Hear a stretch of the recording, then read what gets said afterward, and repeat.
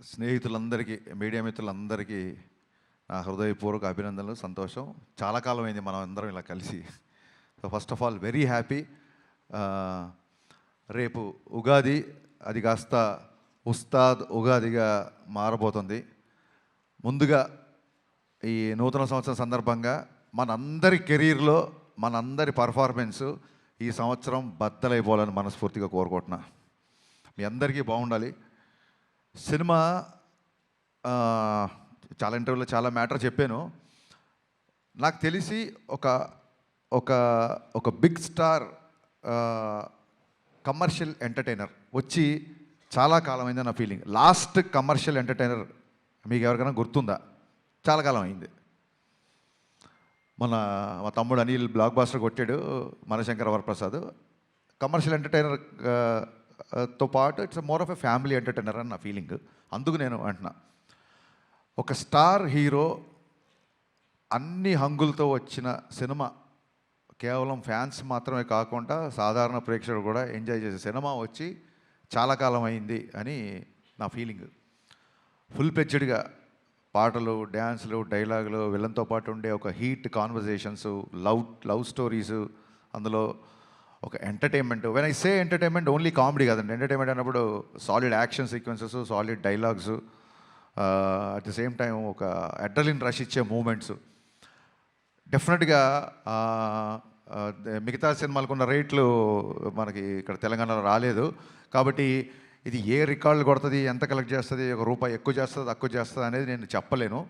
ఖచ్చితంగా ఒక విషయం మట్టుకు చెప్పగలుగుతున్నా, సినిమా చూసిన తర్వాత ఇలాంటి సినిమా వచ్చి చాలా కాలమైంది, ఇంత ఎంటర్టైనింగ్ సినిమా వచ్చి చాలా కాలమైంది అని చెప్పి పవన్ కళ్యాణ్ గారిని మనస్ఫూర్తిగా, తృప్తిగా ఆయన నుంచి ఏమేమి కోరుకుంటారో, హెయిర్ స్టైల్ నుంచి డ్యాన్సెస్ వరకు, డైలాగ్స్ వరకు, ఆయన మాడ్యులేషను, ఆయన సెన్స్ ఆఫ్ హ్యూమరు, ఒక ఫుల్ ప్లెడ్జ్డ్ పవన్ కళ్యాణ్ గారి సినిమా. నేను ఆ రికార్డు, ఈ రికార్డు ఇవన్నీ మనసులో పెట్టుకోలేదు. ఎందుకంటే అది రిలీజ్ డేట్లు బట్టి ఉంటుంది. మనం ఓడి ధరిస్తే దయ్యం ఓడి తెలిసిందనంటే మేము మార్చ్ 26th రావాల్సింది, 19th రావాల్సి వచ్చింది. సో ఆ రిలీజ్ డేట్ని బట్టి సంక్రాంతికి వస్తే ఒక రెవెన్యూ, సమ్మర్కి వస్తే ఒక రెవెన్యూ, మిగతా ఏ సినిమా లేకపోతే ఒక రెవెన్యూ. ఆ రికార్డ్స్ అంటే ఎంత కలెక్ట్ చేస్తుంది అనేది మన చేతిలో లేదు. ఎంత ఖర్చు పెట్టి తీయగలుగుతాం, ఎంతలో తీయగలుగుతాం అనేది డైరెక్టర్ చేతిలో ఉంటుంది. ఆ విషయంలో నేను 100% సక్సెస్ అయ్యాను. చాలా ఫాస్ట్గా, ఎక్కడ వేస్టేజీ లేకుండా ఈ సినిమా తీయడం జరిగింది. నా unedited length, first half edit చేయకముందు వచ్చిన లెంత్ 1 hour 19 minutes. అందులోంచి కొంచెం ఎక్స్ట్రా ఎంజీస్ అయ్యి ఒక 5 నుంచి 7 నిమిషాలు తీసేసి ఫస్ట్ హాఫ్ రెడీ చేసాం. అలాగే సెకండ్ హాఫ్ కూడా అంతే, ఇంచుమించు ఒక 125 వరకు వచ్చింది. దాన్ని కూడా ఒక 119, 120. అంటే నాకు చాలా చాలా చాలా తక్కువ ఎడిటింగ్ పని అనమాట. సో అంత కాంపాక్ట్గా ఇండస్ట్రీ ఉన్న పరిస్థితుల్లో ప్రొడ్యూసర్లు ఎదుర్కొంటున్న సమస్యలను దృష్టిలో పెట్టుకొని చాలా ప్లాన్డ్గా, ఎందుకంటే ఇంత ప్లాన్డ్గా చేయడానికి మా మెయిన్ బలం ఏంటంటే పవన్ కళ్యాణ్ గారు. ఎందుకంటే ఆయన పొలిటికల్ స్కెడ్యూల్స్ అన్నీ ఆన్ టైం జరగాలి కాబట్టి మన దగ్గర ఒక అవర్ అటు అయినా, ఒక 1 day ఇటు అయినా సరే, మొత్తం ఒక చైన్ రియాక్షన్ లాగా, ఒక బటర్ఫ్లై ఎఫెక్ట్ లాగా మిగతా అన్నీ దెబ్బతింటాయి. కాబట్టి ప్రాపర్గా టైం ఇచ్చేవాళ్ళు. మార్నింగ్ 7 o'clock అంటే 7 o'clock ముందే చెప్పేసేవాళ్ళు, అదే టైంకి వచ్చేవాళ్ళు. లేదు ఇవాళ మధ్యాహ్నం 2 గంటల తర్వాతే వస్తారు అంటే 2 గంటల తర్వాతే వచ్చేవాళ్ళు. సో దాని మూలంగా ఆయన రాగానే ఎంత ఫాస్ట్గా ఆయన వర్క్ ఫినిష్ చేయొచ్చు అన్న దిశగా మేము చాలా ప్లాన్డ్గా చేసుకున్నాం. కాబట్టి అట్ ది సేమ్ టైం నేను చాలాసార్లు చెప్పాను, మళ్ళీ చెప్తున్నాను, మైత్రి వాళ్ళు ఎలా ఉంటారంటే, సార్ ఇది కావాలి, ఇలా ఈ సెటప్ అనుకుంటున్నా, లేకపోతే ఇది అనుకుంటున్నా అంటే ఫస్ట్ క్వశ్చను ఎంత కావాలి అంటారు, అంతే తప్ప ఎందుకు కావాలి అని అడగరు. ఇలాంటి ప్రొడ్యూసర్లని కాపాడుకోవడం, ఇలాంటి ప్రొడ్యూసర్లు 10 కాలాల పాటు ఇండస్ట్రీలో ఉండడం, వీళ్ళు మరిన్ని సినిమాలు తీయడం అనేది ప్రతి డైరెక్టర్ బాధ్యత, నా స్ట్రాంగ్ ఫీలింగు. ఇంత జర్నీలో ఒక్కరోజు అంటే నేను కథ మార్చిన, కథ సైడ్ కొంచెం కుస్తీ పడ్డా, ఏంటి సార్ మీరు స్క్రిప్ట్ లేట్ చేస్తున్నారండి, త్వరగా మనం షూటింగ్ చేయాలి కదా అని ఏ ఒక్కరోజు ఒక చిన్నపాటి అసహనం కానీ, ఒక చిన్నపాటి అసంతృప్తి కానీ లేకుండా నవీన్ గారు అయితే అసలు ప్యాంపర్ చేస్తుంటారు అనమాట డైరెక్టర్ని. అందుకే వాళ్ళ బ్యానర్లో, అంటే నేనేదో స్పెషల్ అని కాదు, ప్రతి డైరెక్టర్ నేను అలా ప్యాంపర్ చేస్తుంటారు. అందుకే వాళ్ళ బ్యానర్లో అందరు డైరెక్టర్లు సినిమాలు చేస్తున్నారు, ఇంకా చేస్తుంటారన్న నా ఫీలింగ్. సినిమా ఫినిషింగ్ వచ్చేసరికి అప్పటికే చాలా ఖర్చు అయింది. సినిమా డిలే అయింది. ఈ ప్రాసెస్లో సాంగ్స్కి అంత ఖర్చు పెట్టడం అనేది అసలు సహజంగా ఎవరు ఒప్పుకోరు. నేను 500 మంది డాన్సర్స్తో అనుకుంటున్నాను సార్, ఎత్తరా కాలర్ రాగానే కొంచెం ఫస్ట్ థియేటర్లోకి జనాలు రాగానే కొంచెం బాగుండాలి సార్ అంటే 1500 డ్యాన్సులను ఇచ్చారు. నేను మామూలు సెట్ అడిగితే వాళ్ళ కెరీర్లోనే మైత్రి మూవీ మేకర్స్లోనే ఎవరు అయినంత పెద్ద సెట్ వేసి ఇచ్చారు.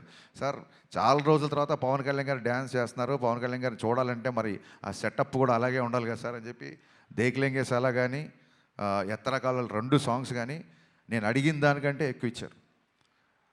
Naveen garu sincere my heart felt thanks అండి. మీరు లేకపోతే, రవి గారు లేకపోతే ఈ సినిమా ఇలా అయితే వచ్చేది కాదు. అంటే ఆయన ఏదో నన్ను పొగుడుతుందని కాదు, కానీ అసలు ప్రొడ్యూసర్లో చేయాల్సిన పనిలో 90% ఈయన ప్రొడ్యూసర్ లాగానే బిహేవ్ చేస్తాడు.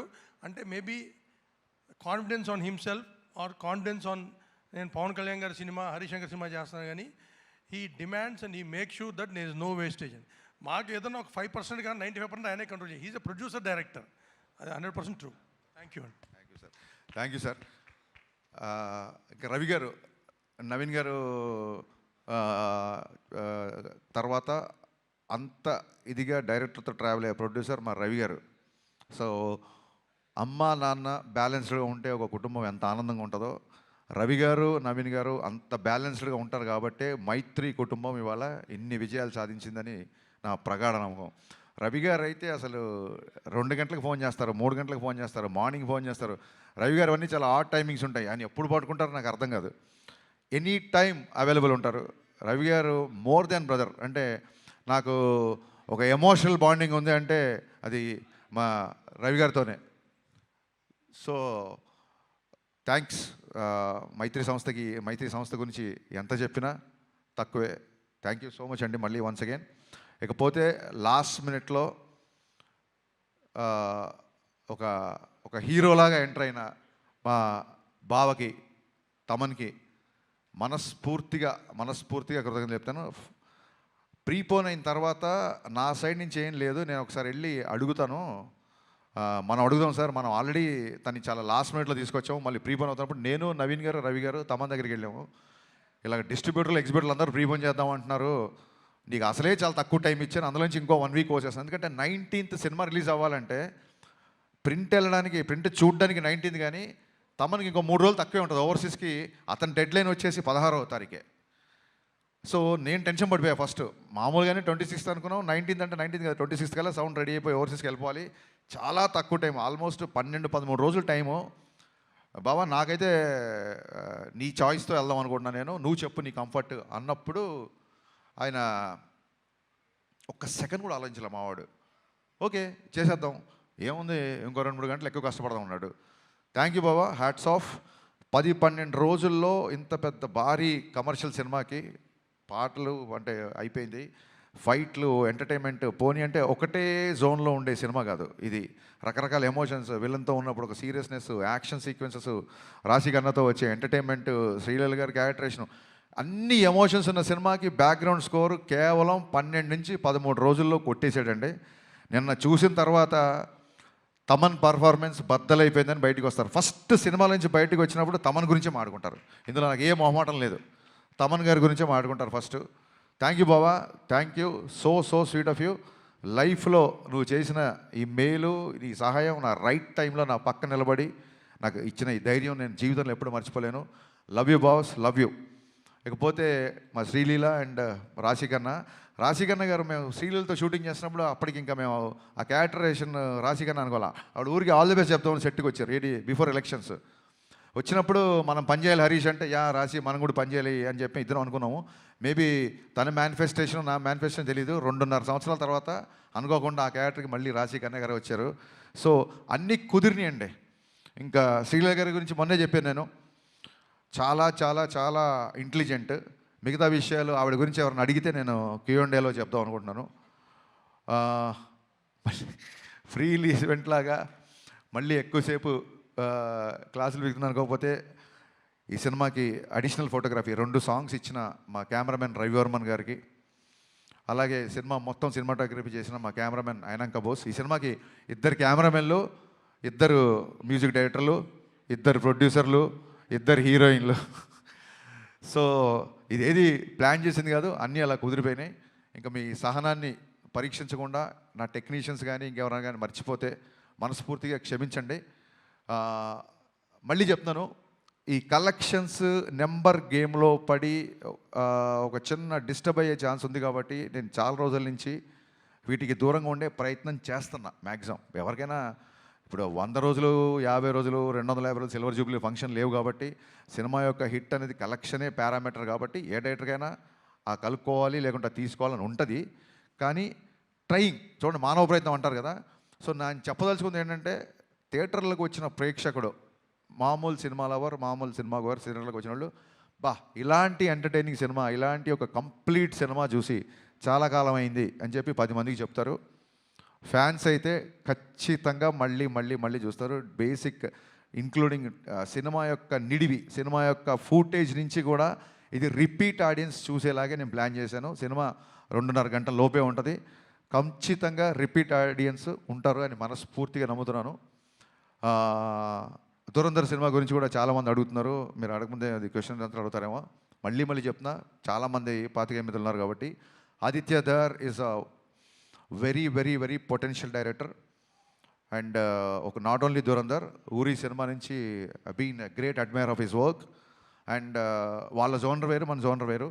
So I feel it is not a competition of cinema from 19th Ugadi. It is going to be the celebration of cinema.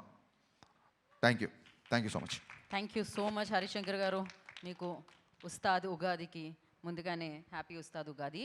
And prepone right టైంకి అయిందండి ఇది. ఉగాది స్టార్ట్ భగత్ గీత భగత్ చూడండి. Thank you. కాదు, ఉగాది స్టార్ట్స్ విత్ యూ కదా.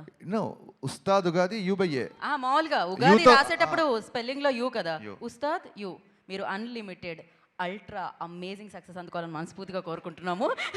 ఇదే ఎక్కడికి వెళ్ళండి అసలు ఎవరు యాంకర్లు అవ్వచ్చు, ఇంకోళ్ళు అవ్వచ్చు, మన రిపోర్టర్లు అవ్వచ్చు, ఎవరి కాళ్ళు పంచులు వేస్తుంటే ఒక డైలాగ్ రైటర్గా నేను ఎంత కాన్షియస్ ఫీల్ అవుతున్నా, నేను ఇంకా ఎంత అప్డేట్ అవ్వాలి అనేది నాకు గుర్తు చేసిన every time. Thank you so much.